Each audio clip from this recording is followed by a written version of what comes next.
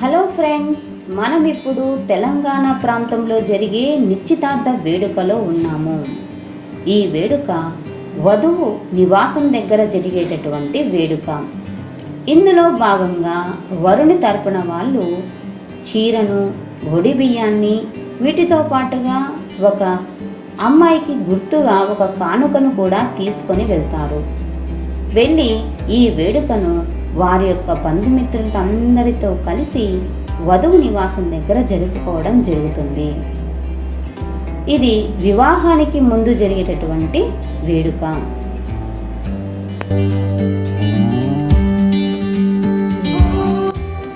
ఈ వేడుకను ఇరువైపుల వారు వారి వారి బంధుమిత్రులతో కలిసి చాలా సంబరంగా జరుపుకుంటారు.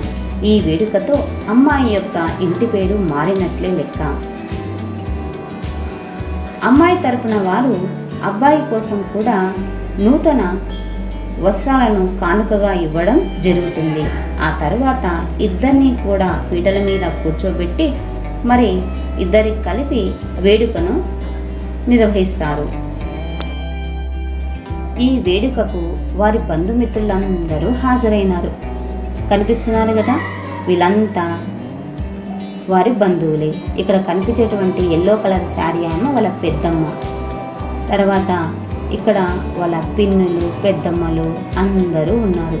ఇక్కడ ఎల్లో కలర్ శారీ ఉన్నటువంటి ఆమె వారి చిన్నత్త, పక్కనున్న ఆమె పెద్దత్త.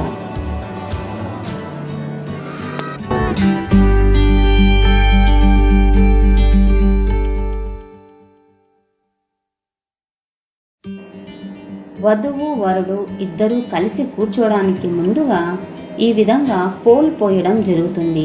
ఈ పోల్ను బియ్యంతో పోస్తారు. ఈ పోసేటటువంటి వారు కూడా వివాహమైనటువంటి ముత్తైదువులు కానీ లేదంటే ఒక జంట కానీ కలిసి పోస్తారు. ఈ విధంగా పోయడం మన యొక్క సంప్రదాయం.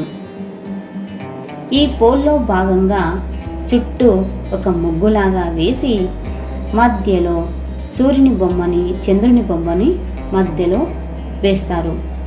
వారినే చంద్రప్ప, సూర్యబింబము అని పిలుస్తారు.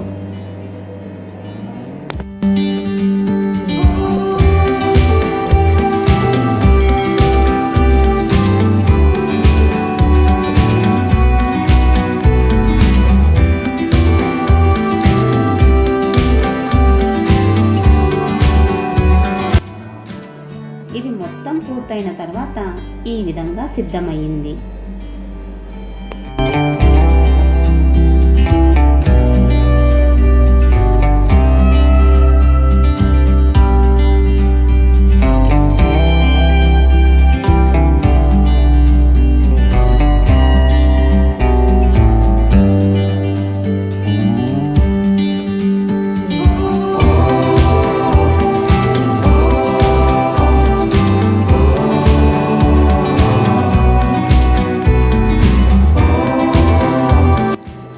వధువు నూతన వస్త్రాలను ధరించి పీటల మీద కూర్చుంది.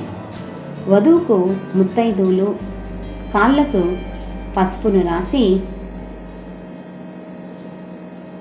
వేడుకను ప్రారంభిస్తారు.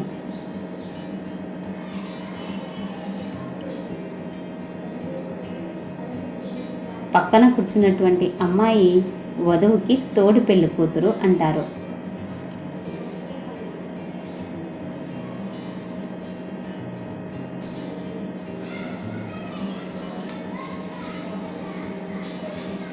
పసుపు రాసిన తర్వాత పూలతో అలంకరిస్తారు.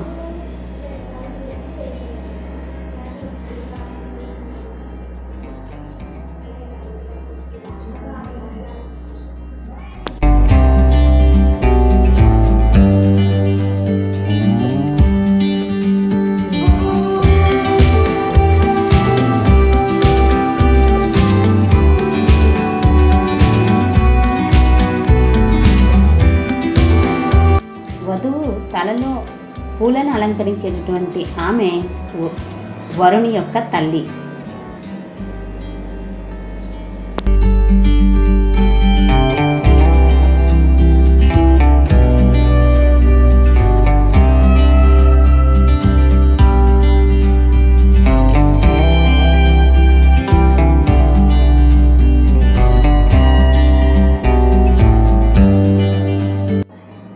అక్కడ కనిపించేటటువంటి దానిని సూసికం అంటారు. ఈ సూసికాన్ని 5 మంది ముత్తైదుల తలలో పెట్టిన తర్వాత అమ్మాయికి వేయడం జరుగుతుంది.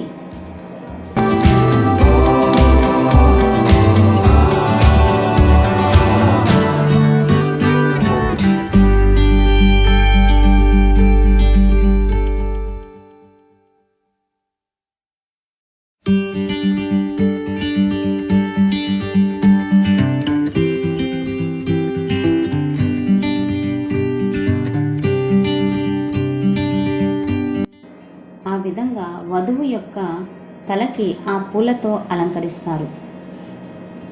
ఆ విధంగా అలంకరించడం అనేది మన యొక్క సంప్రదాయం.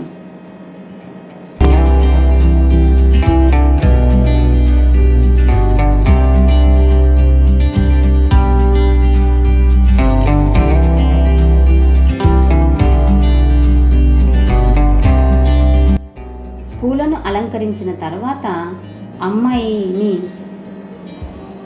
ఒడినించడం జరుగుతుంది. అందులో భాగంగా ఒక నూతన వస్త్రాన్ని కొంగులో వేసి అందులో బియ్యము, పళ్ళు, ఆకులు, వక్కలు, పసుపు, కుంకుమ, కొబ్బరి గిన్నెలు వీటన్నింటితో కలిపి ఒడిని నించుతారు.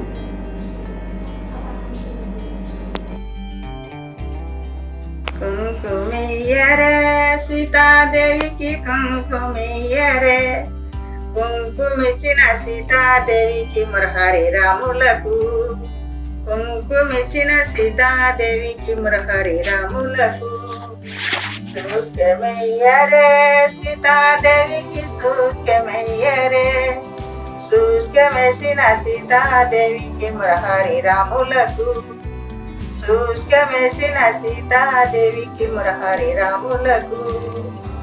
ఓడి నించరే సీతాదేవికి ఓడి నించరే, ఓడి నించిన సీతాదేవికి మురహరి రాములకు, ఓడి నించిన సీతాదేవికి మురహరి రాములకు.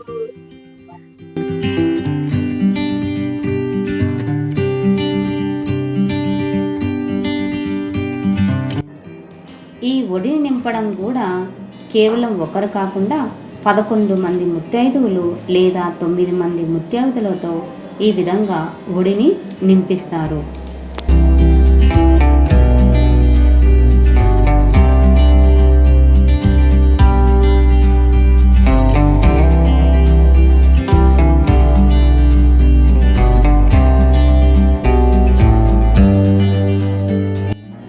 అమ్మాయి పక్కన కూర్చున్నటువంటి తోడి పెళ్లి కూతురికి కూడా ఓడినించడం జరుగుతుంది.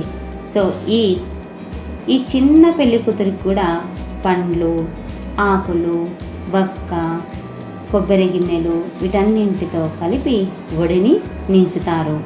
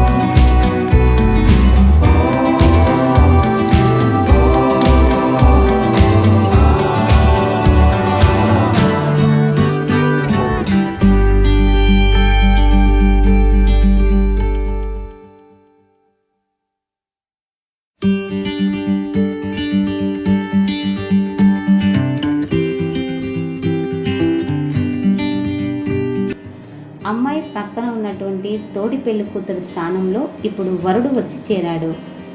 వరుణ్ణి కూడా అమ్మాయి తరపున నుంచి నూతన వస్త్రాలతో పాటుగా పండ్లతో ఒడినించడం జరుగుతుంది. ఇది మన యొక్క సంప్రదాయం.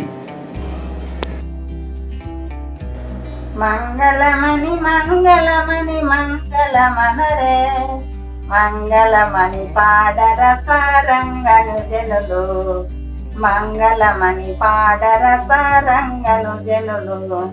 వరిరాజా వరదులకు కాంతి మంగళం, గిరిరాజా వరదులకు దీయ మంగళం, గిరిరాజా వరదులకు దీయ మంగళం.